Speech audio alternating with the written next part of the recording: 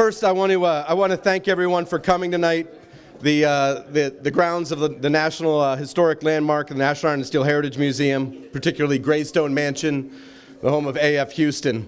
Tonight we are brought together to honor a person, Frances, and we feel that she shows the examples of modern-day leadership and strategic outlook, resilience, and courage as it reflects back a little bit on Rebecca Lukens, the first female industrialist. So we will hear a little bit from Susanna Brody as she portrays Rebecca in a little bit, but I'll just try and give a brief history of Rebecca here in a snapshot. If you're not familiar with the story, I would really encourage you just to explore it and find out about her as much as you can. It's an interesting story. She was born into the Pennock family of Philadelphia and Chester County and grew up on a large house out near Unionville. And I think she was born in, oh gosh, my dates, but 1796, I think it was her, yeah. And she was born on January 6th, I believe, and so she grew up at a time when the Federalist, country is forming. During the War of 1812, she meets Dr. Lukens of Philadelphia, and they fall in love and are married during the war. They live in Philadelphia and move out to Rokeby Furnace, which is just south on 82, and they live with her family for a while. And Isaac Pennock buys the farm that was back here in 1810 and converts a sawmill into an iron mill. And Rebecca and Charles run the mill for her dad. They move out here, I think, in 1816 and quickly convert it into a boilerplate where they made wide plates. And it's credited with being the first boilerplate rolled in the country. Life must have been good for Rebecca and her family. They've got the mill, that things are going well, the new business, but in 1824, 25, there's an epidemic that hits Philadelphia, and she loses her two boys, her father, and her husband, all in quick succession. And, that might prove to be quite a devastating time for anybody. She's 31 and pregnant and charged with a mill. And she really pleads with the people of the town not to leave, that she can do this, she's very capable. And her Quaker upbringing had demonstrated great education and equality and patience. I think that's also a little bit of the pull from her mother-in-law. Her mother-in-law and her mother wanted her to retire into the benevolent society. A good widow is taken care of, by the Quaker establishment. But Rebecca, I think, was a very independent-minded woman and very courageous and resilient, and demonstrated a resolve to run this mill against her family's wishes, and it's truly a great story. It's not without all its glory after that. She survives the Panic of 1837, a financial crisis that crippled this country, and she had the business acumen to get through that as well. One of her daughters, Elizabeth, dies when she's 14, which must have been very tragic time for her as well. And then, it continues with the family. It's great, the devastation. But her one daughter as well lives and marries a man, and they are going to have a baby. She dies in childbirth, and then she had to literally buy the rights to her daughter or her granddaughter back because I think it was a Mr. Tingley. I think it's interesting, but if I get my history right. So it's interesting that, what she's faced with, basically, all these trials and tribulations. And I think that she just lays the foundation for, discipline, hard work, perseverance. And we really had to narrow it down to a couple qualities, but, that are demonstrated by Rebecca. So again, it's even at the end, she wasn't really sure that all that she had done was worth it.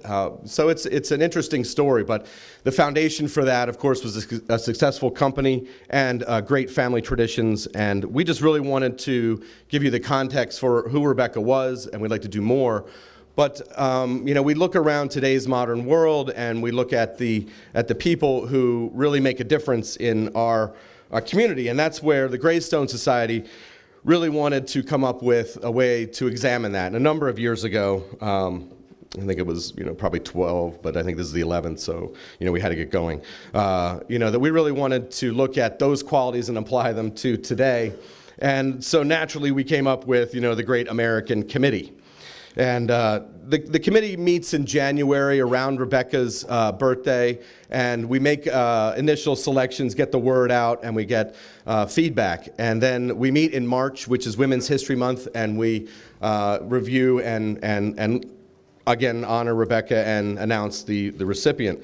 And then, we of course have today where it's a great opportunity for us to, to directly thank Frances for all the hard work that she's done. I'd like just to really quickly run through the committee members. I myself am on it, really, a passive voice. I just really enjoy the company of the other people. And my dad's laughing, that's great. And Eugene DiOrio, historian, longtime committee member. Frances has been a longtime committee member, and we really didn't want her to get away. Steve Cunningham is here. Martha Skiatis is here, board member. My dad is a family member as well. Susanna Brody, the Rebecca Lukens historian, and then our past members are Carol Hannum, representing Nancy Hannum, Tammy Miles, Regina Horton, Lewis, Molly Morrison, and Marianne Rossi, and Barbara Cohen. And I believe a majority of them are here tonight as well. But we really wanted to take a look at the principles of Rebecca and her Quaker background, and we looked at leadership, resilience, courage, and strategic outlook, and how those applied to a modern day person. I would be remiss to to not, this is kind of the spirit of Frances too, is that, you set up these rules and, guidelines, and you try and stay within the lines. And, her spark, her bounce, and her ability to push beyond the limits. We were like, well, you've got to vote, for one person and get, the numbers, rank them 1 through 10. And of course, Frances one year voted for a tie. Come on, can we just... I appreciate, trying to spread it around. And then one year, I think so we wrote in no ties. And then she said, well, I think the next year, I think we had a half a vote for a person. And, because she couldn't quite rank them. I was like, what are these fractions, Frances, And I think there's just that ability to look differently at things and to challenge others, which I just totally admire. But I think what we'll do right now is I'd like to take a moment. Susanna Brody will take us back in time with a little bit about Rebecca Lukens. So, thank you.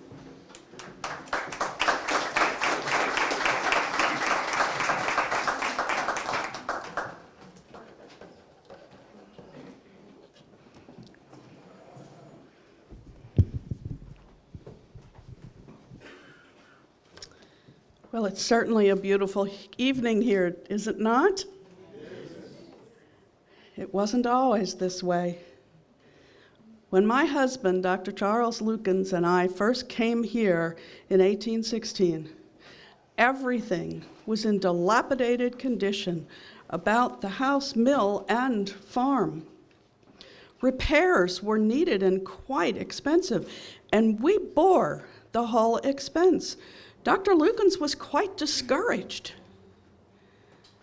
I often said to my father, I thought it scarce right that we should have so much to do, that the ironworks should have been put in good working order before we came. Those were difficult times. Shortly after we arrived, Charles decided to commence the boilerplate business. Now, this was quite risky, for it was a whole new branch of the iron industry, but he had high hopes for its success. But we faced so many challenges. The difficulty in refitting the mill to roll plate. But most of all, those were the times of deep personal losses. Our son Isaac was born in 1821, but died while still a babe. Isabella was born not long after his death. It was about that time that the dam that powered the mill was destroyed in a freshet. We had to completely rebuild the dam, replace the water wheels, the pinion housings, the casings. It seemed we were barely recovering. When my father, Isaac Pennock, passed away, his will did not leave the ironworks to us. Then in 1825, I lost my dear and excellent husband and commenced my long, bitter, lonely struggle with life.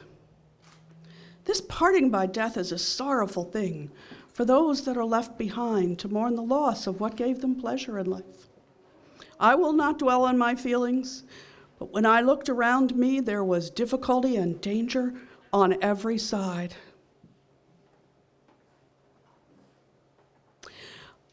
I must apologize for these sad words.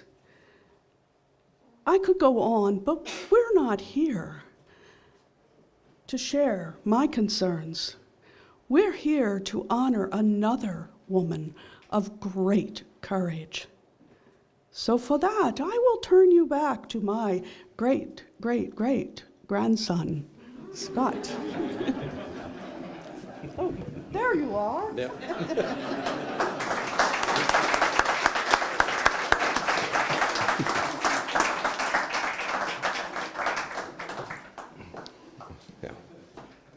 Four or five. 4 or 5 grades, yeah. Well, thank you very much, Susanna. That's great. You put a lot of heart and soul into understanding who Rebecca is. At this time, I would like to introduce Kevin Holleran. Kevin and I have the opportunity to work on a board together, but more importantly, he is a longtime supporter of the Brandywine Hospital and a longtime supporter of the Brandywine Health Foundation. And he, I believe, is the chair of the Brandywine Health Foundation's planned giving committee, but as well an esteemed lawyer and partner at Gothrop. And we're very happy to have you here tonight to introduce Francis. Thank you, Scott. And I'm very happy to do it. My family moved out of Coatesville to Downingtown 56 years ago last week. But still, there's never been a time in those 56 years when I've been asked from whence I've come that I haven't said, first, Coatesville. This city, and most importantly, the people who live in it, will always have a strong psychic pull on me. So amazingly does it have a pull on someone else who wasn't raised here, our dear Francis. Today, this happy day that we make the Rebecca Lukens Award is, as I know Francis wants it to be and likes it to be, all about Coatesville region and all about the Brandywine Health Foundation. When she became the first CEO, she threw herself tornado-like and typically Francis-like, and you all know what I mean, into Coatesville and its unique nature so that she became an expert with wide and deep understanding of the wonderful culture of what we consider our town.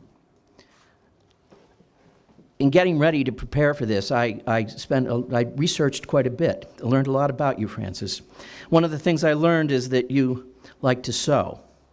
And I thought of my own dear mother, who to me often in my youth said, "You want to marry a girl who can sew. For you know that she has been gently raised." Now, I grew up in a sexist time, and my father wouldn't have allowed her to teach me to sew, I want you to know. And yes, Burse does know how to sew, my wife, my dear wife. But what my mother meant by that comment about sewing is that sewing is an exquisite combination of useful work, practicality, art and culture, all of which sum up Francis. And it's clear that she was gently raised and carefully raised, for right from the beginning, when she came to Coatesville, she had the genius to know, from careful listening and observation, that making Coatesville still better is an entirely different thing from merely changing it. She has been key in bringing the city ever forward, armed from the first with the knowledge that it is a gem. In the people that inhabit it, most important, in its institutions, and in the good bones of its infrastructure.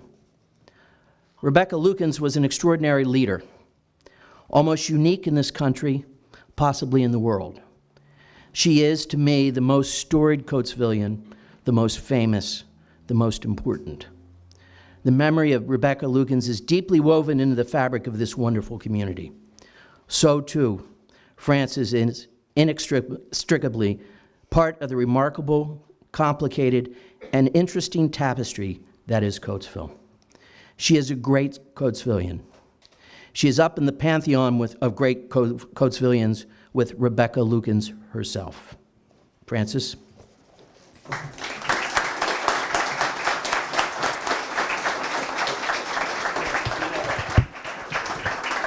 We have a presentation first. We have a presentation we'll give for you here. We'll like to give this. Okay. There you go. Oh, yeah. You got it, yeah.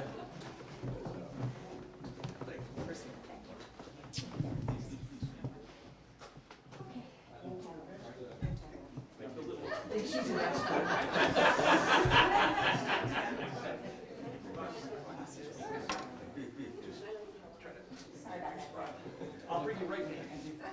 And go look right here. Nice. That's very nice.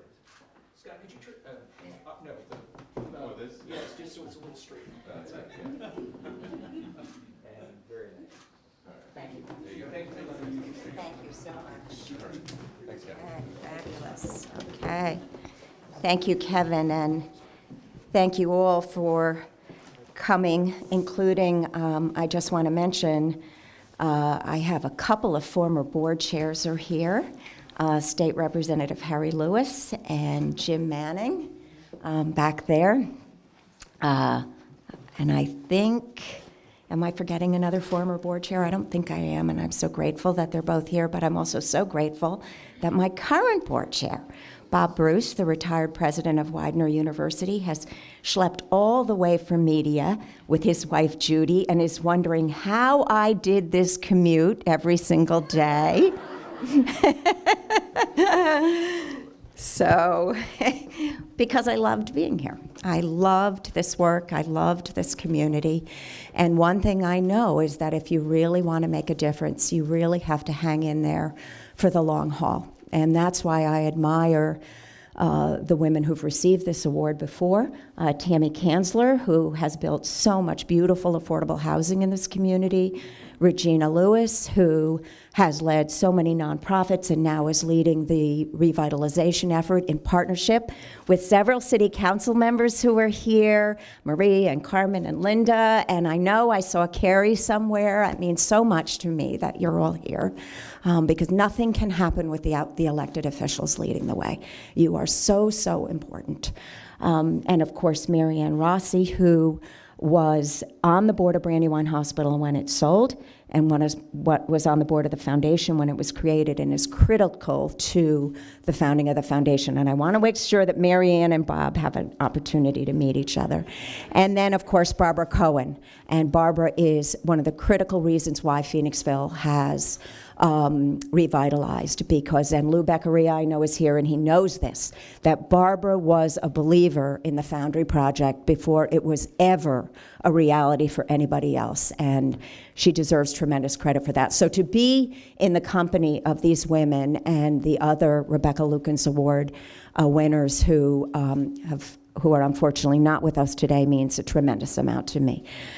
So I want to just say a little bit of something about how important it is that I think that none of you take for granted the National Iron and Steel Heritage Museum. And Scott and Skip did not, and Jim did not ask me to say this, but I have always been a lover of history. When I was in elementary school, I remember vividly my elementary school library had a series of biographies of famous people. And I devoured every single book. I couldn't wait to get through one to get to the other. So I learned about Molly Pitcher. And she's not just about a rest stop on the New Jersey Turnpike. And I learned about Florence Nightingale, and I learned about George Washington Carver, and then I read about Thomas Edison, and then I read about Lucretia Mott, and I just could not get enough of these books. I devoured the Little Home on the Prairie series and tried to imagine what it was like to live back on the prairie in the 1800s, and I read the Little Woman book so many times my father was convinced that I could read it backwards. So to have the opportunity to work in the building across the street, and to see this building out my window every day, and to see the efforts to restore Rebecca Lukens' home, and to be able to come here for all these events and participate in the selection of the Rebecca Lukens Award each year has meant so much to me. I am such a believer that you can fill that shed out there with beautiful artifacts and get people coming to this community. I really do believe that that can happen. And that's so, so important, because it's not just older people like me who believe in history. I mean, my husband and I were just in New Orleans last week, and we got to go to the World War II Museum, and it was a weekday, but it was still busy, and it's beautiful, and I recommend it. And a couple of years ago, we went to Kansas City, and we went to the World War I Museum. We stood in a long line to get into the World War I Museum. But it's not just older people. We know, Kaya Scott can verify this. Every summer, the Coatesville Youth Initiative places a couple of student interns here to work with Jean Diorio and Jim and Scott and the team in learning about the history of Coatesville, learning about the national, all the artifacts and how you catalog them. And the beginning of the summer, it used to be a few years ago, I'd think, oh my God, this is gonna be a crashing bore for these kids. There's no screens. They're just gonna think, oh my God, why did I agree to spend my summer doing this? But every summer, the kids fall in love with Coatesville, and they really get it, and they walk away so proud of their community and the legacy that this community has. So please don't take this for granted. I miss it so much. I think there's so much potential here to use the National Iron and Steel Museum, the Greening Coatesville Initiative, that the City Council, and that the Natural Lands Trust, I know Oliver Bass is here tonight, and the foundation, Brandywine Health Foundation, are working so hard on the work that Regina's doing on the economic development front. There's so much opportunity here, and I hope you'll all continue to support it with your absolute enthusiasm. So thank you again. This is a tremendous honor.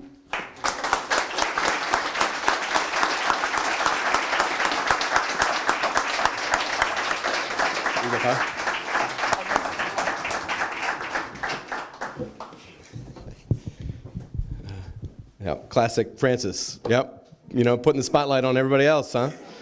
Yeah, you're great. Yeah, well, we really appreciate your efforts for that. And I think that's where the kids are great. That's what it's all about. I miss Kaya being in the building and having the kids come by and learning about their history. And people make this steel and what it does. I remember one of the kids getting this little cup that had been, the Alvin had taken it down to the bottom of the ocean, and I think it was Tyree comes by and he's like, look at this. This thing was down like a couple thousand feet. I thought it was amazing. And we talk about that, you know, the atmospheric pressures and science technology. But we really appreciate your efforts tonight for everything, and that's what we're really here to do. I think Jean Diorio is going to take us into the next section, which is our citation and politician management.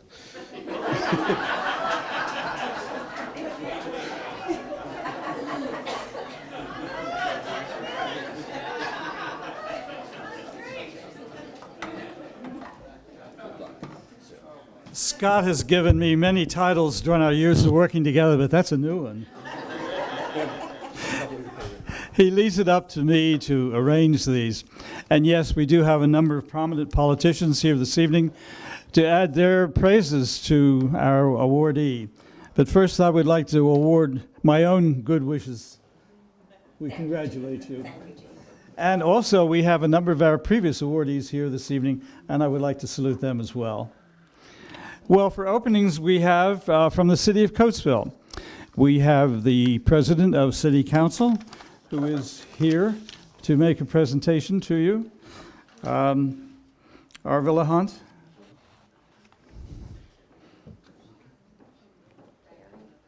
There she is. So, Madam President, the desk is all yours.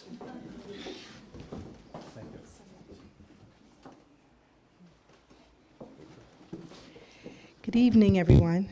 It's good to be here, and it's good to see all of you. As I stand here and represent our Coatesville City Council, I'm honored to have my other colleagues here with me as well. So I would like to ask them to come and join me. We have Councilwoman Green, our Vice President, Councilwoman Lawson, Councilwoman Lavender Norris, and Councilwoman Jones. If you would come and join me, please.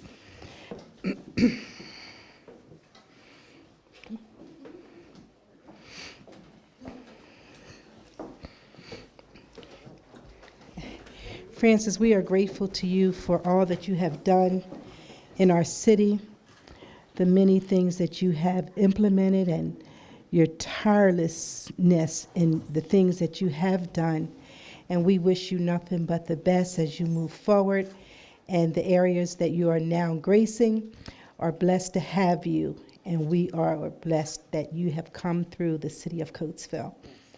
We have a proclamation that we would like to present to you. And it reads, whereas the city of Coatesville recognizes people who make an impact on and play a role in the lives of the Coatesville residents, and whereas Francis Sheehan has made a positive impact to those that work, live, and play in the city, and whereas Ms. Sheehan has served at the Brandywine Health Foundation as its first president and chief executive officer from 2002 to 2016. She helped to distribute $15 million in funding for services and programs to benefit Coatesville area residents. Whereas Ms. Sheehan is a recipient of many community regional awards as well as serving on numerous boards and committees. And now therefore be it proclaimed that the City Council of the City of Coatesville recognizes and salutes Francis Sheehan for all her selfless, faithful dedication and service to the lives of the citizens of the Coatesville community. Proclaimed and enacted the 10th day of May, 2017, and it is signed by yours truly, C. Arvella Hunt, City Council President.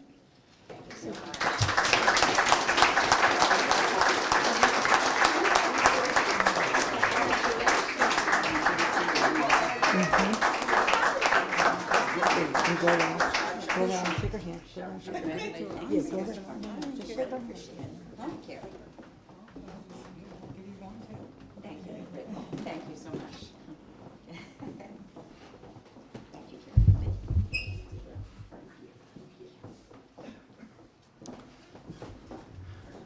Thank you, Madam President, for that wonderful presentation.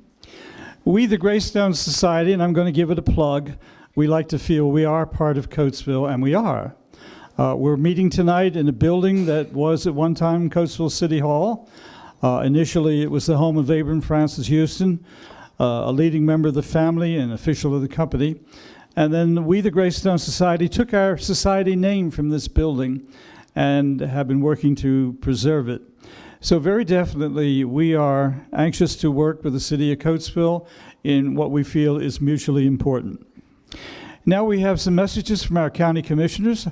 Kathy Gonzone and Terrence Farrell are here. So if you would come up, please.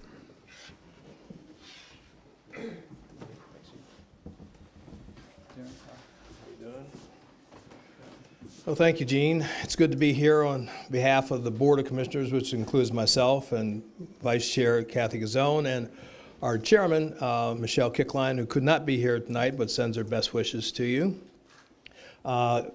Francis and I met each other in front of a polling place in southern Chester County before the flood, I think. And we began a conversation there, which has continued to this day. And one thing I really appreciate from a politician's point of view, since this is politician management, and I'll give a politician's perspective, is the fact that not only did Frances show up during the daytime, but she came for so many of the night meetings and events and came from so far away. She lives in Swarthmore, is that correct? And how long a commute is that? An hour each way. And so she would be here for these evening events, and that really speaks to the passion and commitment she had for Coatesville, for the job, and for all of you here. So I salute you, wish you well. Thanks for coming back once again. And hopefully there's no tolls between Delaware County and Chester County that you have to pay. If there are, you see us and we'll take care of them, okay? Politician management. So thank you for all you do. I'll turn it over to our Vice Chair, Kathy Cazzone, who does have a proclamation.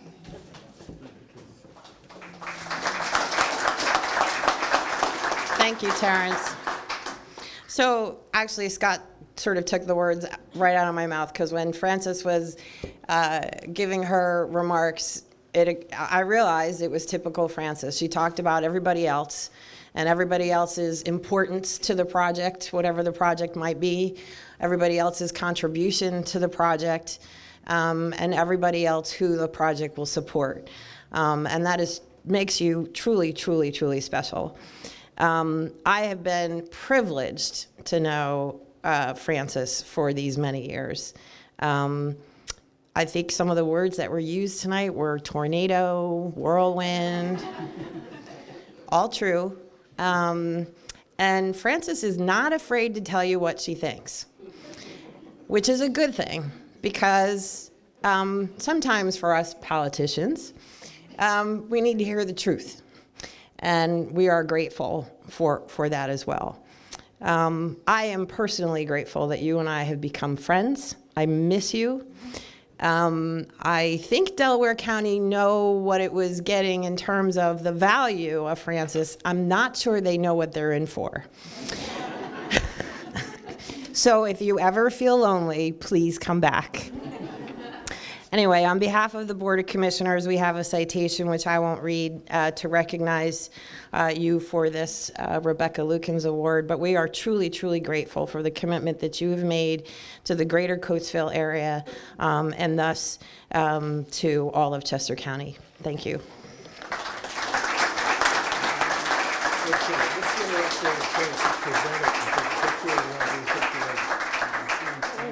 You want to take a quick photo? Yeah, as well while you're here. Managing that well? Yeah, brilliant, great job.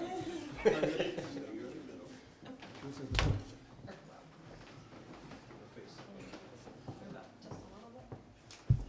a nice proclamation. You got a diploma. That looks nice. She earned it.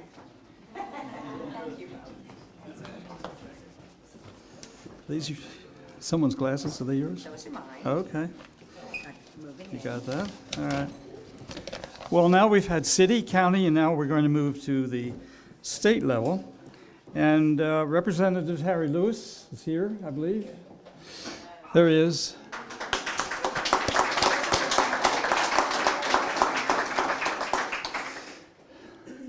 Now he's going to be doubling up. He's going to represent Coatesville area, and also in honor of the House member from Delaware County, Krager Braneski. Am I saying it correctly?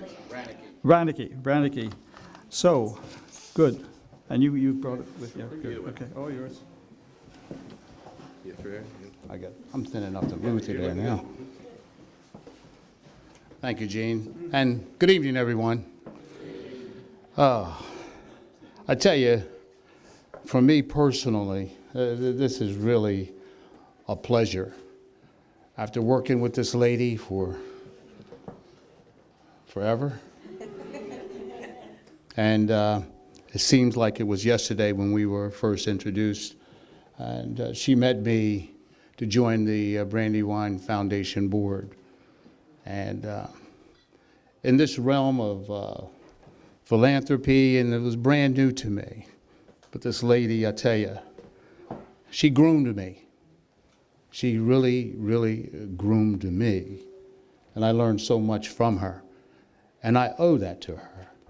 We talked. We helped each other out and became really close. To the point where, and I'll say this publicly because it was an inside joke, you know, she was really my second wife.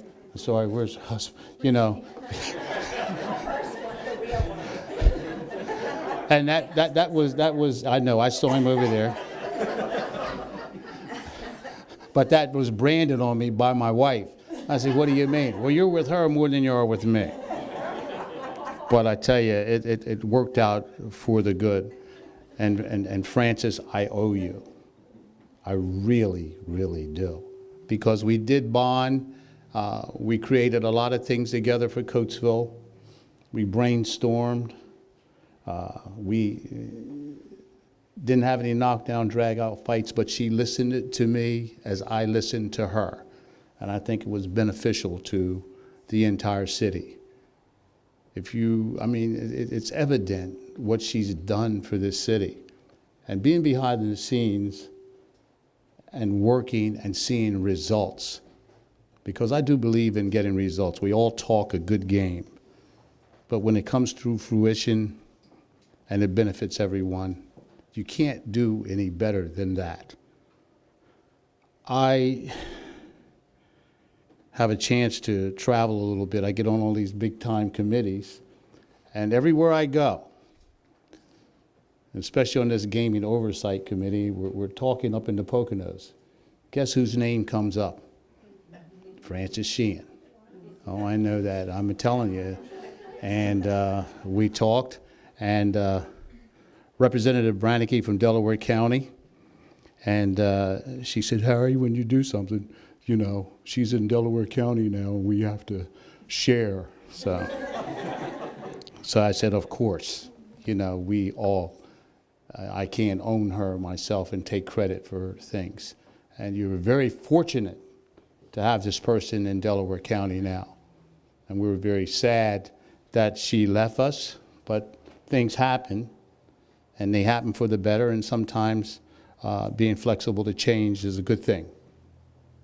But I bring this citation, and this is the second one we've given in about a month from me personally, for your retirement from the Brandywine Foundation. Well, this is a joint citation, and this is very rare in the House to have representatives from across the state or the county over to share in a citation. And Representative Leanne Kruger-Branicki wanted to be one of the lead sponsors on this. So this presentation is from 3 of your state representatives, Representative Branicki, and of course your long working relationship with the Representative Hennessy, and of course myself. And you know, we've read everything that's in this. It's already been said. I won't read it, but I am proud to be an associate of yours, to have worked with you. You know, it's always, and I can reach across the state lines now, and Leanne and I have already developed a bond because of you. And she's on the other side, whatever that means. But I want to take this opportunity to present this, truly, from the House of Representatives from the Commonwealth of Pennsylvania, and congratulations on this honor. And I'm fortunate to have 2 women, Regina and Frances. Let's come out here. Thank you. Absolutely. So we'll come around and get our picture taken? Okay. I just want to also recognize, I just realized I had one more former board chair here, and that's Tom Belmont. And I know that Tom is hiding somewhere. So he's here with his daughter, Molly, and is now the chair of the board of the Coatesville Youth Initiative. So 3 former board chairs and a current board chair. It's tremendous. So thank you.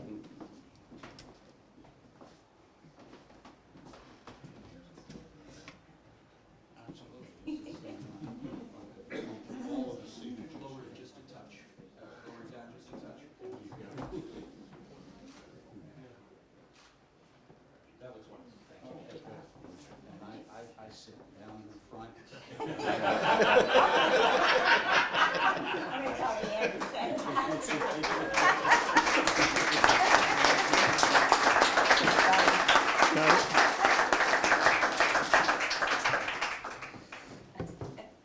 Well, thank you, Representative Lewis.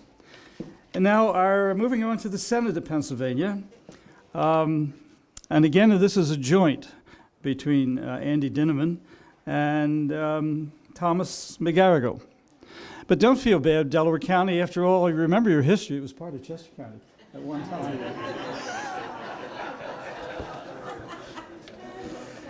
Now, since neither of those good senators could be here this evening, they asked me to read this. I've been told I'm the whereas chairman as well as these committees.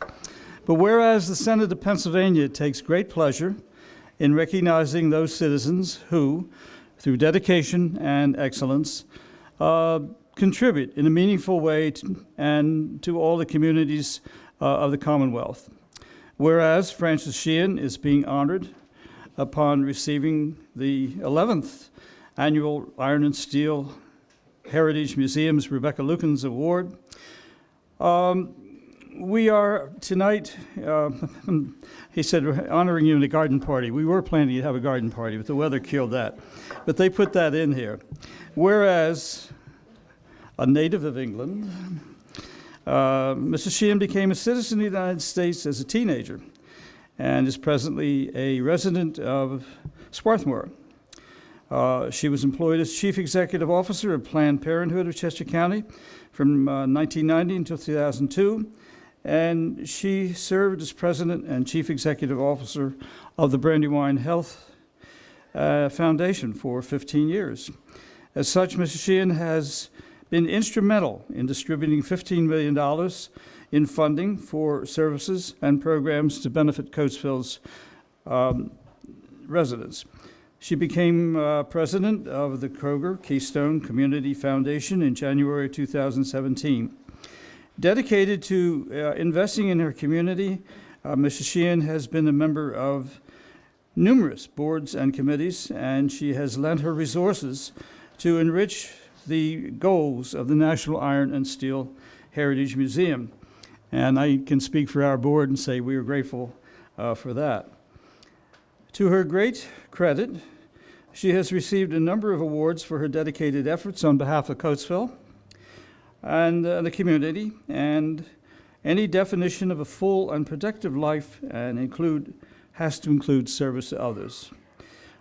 Today, she exemplifies the best qualities of the human experience and has the spirit of giving and dedication, which has greatly enhanced the lives of others.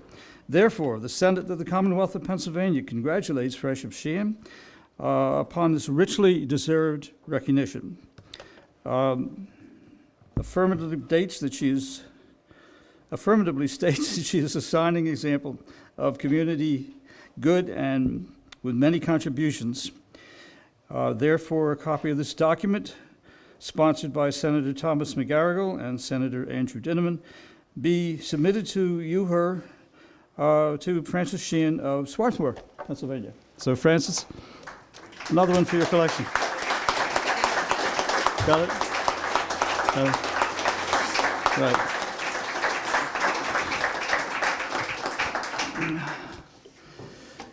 Well, we aren't through. I've talked to a lot of politicians for this program, but now we have, on the highest level of the state, we have something from the governor, Tom Wolf. It is my honor to join with the National Iron and Steel Heritage Foundation in awarding you the Rebecca Lukens Award. Since its inception, the Rebecca Lukens Award has sought to recognize a member of the community that promotes the values of resilience, leadership, courage, and strategic outlook.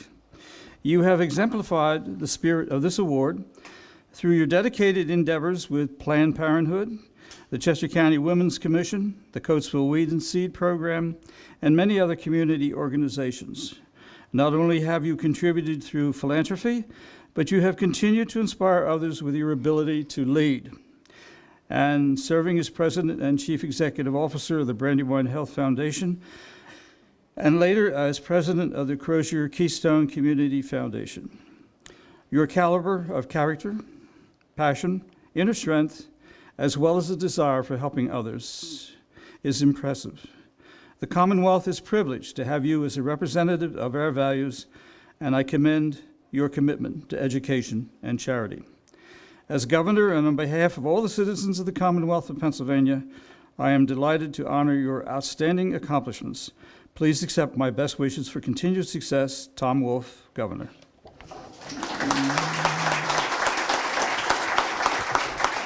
It's our pleasure.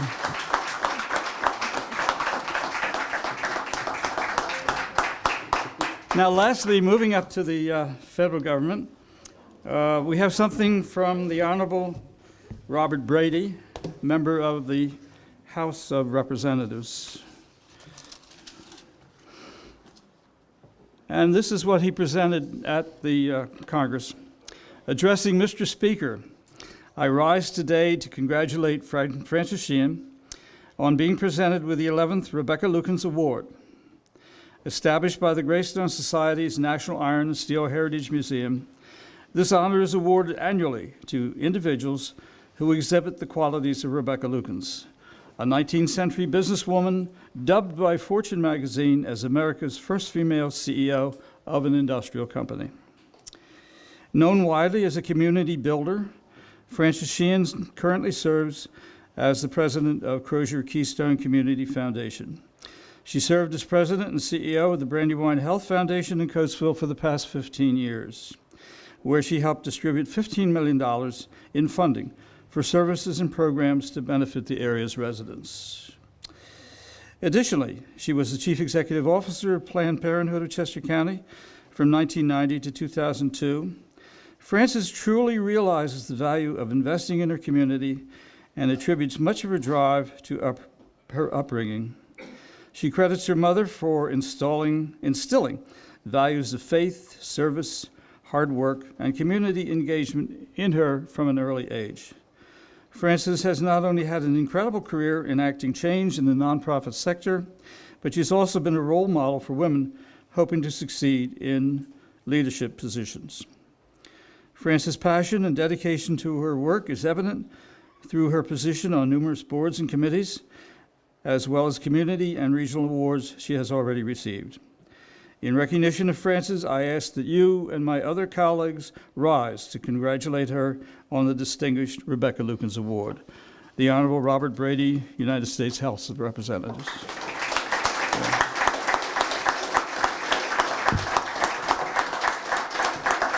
One more. That's it. Thank you. Thank you all.